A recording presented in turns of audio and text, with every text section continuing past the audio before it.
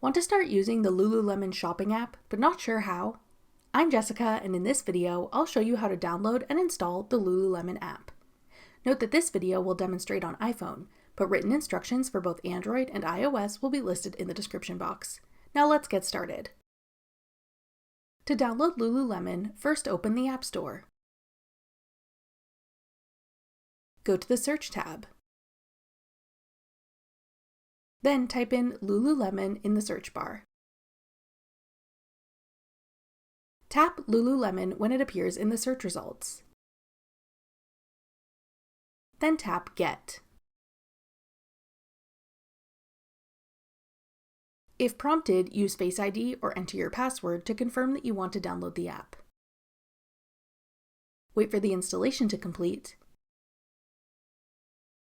Then tap Open to start using the Lululemon app.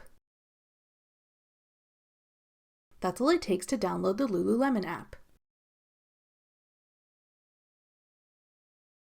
Want to try out another online shopping app? Check out this tutorial next. Click the video on your screen now to watch. Thanks for watching. If you found this video helpful, we'd love it if you'd hit the like button below and subscribe to our channel. We put out great new tech tutorials like this one every day.